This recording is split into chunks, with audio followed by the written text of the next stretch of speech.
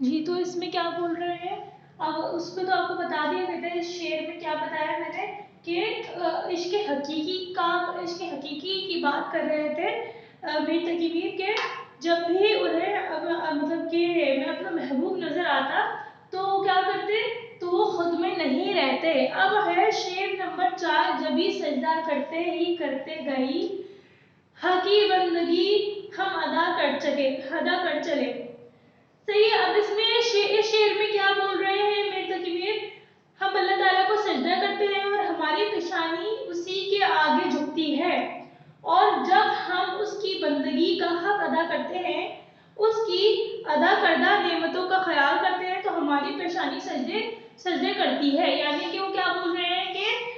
ہم اللہ تعالیٰ کو سجدہ کب کرتے ہیں؟ ہم اللہ تعالیٰ کو اس کی دی ہوئی ہر نعمت کے لیے ہم اس پر سجدہ بجا لاتے ہیں، یعنی کہ ہماری پیشانی اس کے آگے جھکتی ہے، اور جب ہم اس کی بندگی کا حق ادا کرتے ہیں، اسی وجہ ہم جب اس کے آگے ہم اس کا مطلب حق ادا کرتے ہیں جو اس نے ہمیں اتنی نعمت ادا کری ہے، تو ہمیں اس کے بدلے کیا چاہیے، ہم کیا کریں، ہم اس کی جو ہے عبادت کریں، اسی طرح ہمارا جو ہے حق ادا ہوگا۔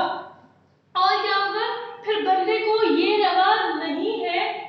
کہ وہ سجدے سے سر اٹھائے، کیونکہ اس طرح اس کا حق بندگی ادا ہوگا، لیکن ہم گناہگاروں سے اس کا حق بندگی ادا نہیں ہو سکتا۔ شاعر کہتے ہیں کہ ہم سے جتنا ہو سکے اس کا حق بندگی ادا کریں، اور اب ہمیں اس کے حضور جانا ہے۔ یعنی کہ اس کا مطلب کیا ہوا کہ شاعر کیا بولتے ہیں کہ ہم سے جتنا ہو سکے ہم اس کی عبادت کریں، کیونکہ ایک نہ ایک دن ہمیں اسی کے پاس ہی جانا ہے، تو ہمیں کیا کرنا ہے، اپنے اعمال کو درست کرنا ہے۔ یعنی کہ ہمیں پتہ ہونا چاہیے کہ ہمیں خدا تعالیٰ کے پاس ایک نہ ایک دن واپس جانا ہے، تو جانے سے پہلے ہمارے پاس ہمارا اعمال نامہ ایسا ہونا چاہیے کہ مطلب کہ ہم اللہ کے سامنے جب جائیں تو ہمیں پتہ ہونا چاہیے کہ ہمارا اعمال نامہ ایسا ہے کہ اللہ تعالیٰ ہمیں معاف کر دے گا۔ لیکن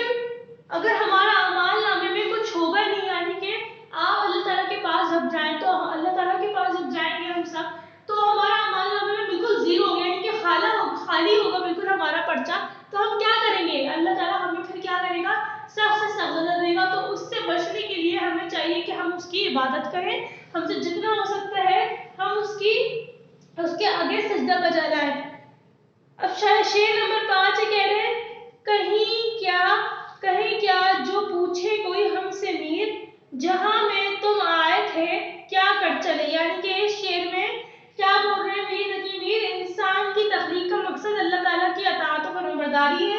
یعنی کہ اللہ تعالیٰ نے ہمیں جب بنایا تو اس کا مقصد یہی تھا کہ خدا وہ بندے جو ہے میری اطاعت کریں اور میری فرمانبرداری کریں، اور اللہ کے احکام کو تسلیم کریں اور اس کی عبادت کریں اور اس کی بے شمار نعمتوں کا شکر ادا کریں۔ لیکن انسان اپنے مقصد کے لیے کیا ہوتا ہے، فراموش ہو جاتا ہے اور نافرمانی کرنے لگ جاتا ہے اللہ تعالیٰ کی، اور کیا ہوتا ہے پھر وہ گناہ گاروں میں شامل ہو جاتا ہے۔ اللہ تعالیٰ نے جن کاموں کرنے کا حکم دیا ہے ہم ان کو کیا کرتے ہیں، چھوڑ دیتے ہیں، بلکہ ہمیں کیا کرنا چاہیے،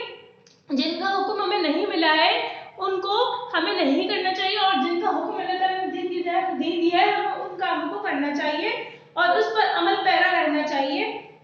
اپنی زندگی کا ہمیں نظم و ضبط بنا لینا چاہیے کہ ہمیں ہر کام اللہ کے حکم کے مطابق کرنا ہے۔ اگر کوئی ہم سے پوچھے کہ اس جہاں میں آ کر تم نے کیا کیا، یعنی کہ اگر کوئی تم سے پوچھ لے کہ تم نے اس دنیا میں آ کر کیا کیا تو تم کیا کہو گے، تو اس کا جواب کیا دو گے؟ شاعر کہتا ہے کہ افسوس انسان کس لیے آیا تھا اور کیا کر کے جا رہا ہے، یعنی کہ اللہ نے اس کو پیدا کرا کہ وہ میری عبادت کرے گا، وہ جو ہے ہر کام نیک سلوکی کے ساتھ ادا کرے گا، لیکن افسوس ہے کہ اس دنیا میں آیا، اس کو پتا تھا کہ اس کو کس لیے بھیجا گیا ہے، لیکن اس نے اس چیز سے کوئی کچھ حاصل نہیں کرا کہ خدا نے مجھے کیوں پیدا کرا ہے، اور خدا نے مجھے کہ کیا وعدہ لیا تھا کہ تم دنیا میں جا کے کیا کرو گے، اور میں دنیا میں جا کے کیا کر رہا ہوں۔ تو انسان کو کیا چاہیے کہ خدا تعالیٰ کی اطاعت و فرمانبرداری کرے، اور جو خدا تعالیٰ نے حکم دیے ہیں اس پر عمل پیرا کرے اور نافرمانی نہ کرے، گنہگاروں میں شامل نہ ہو۔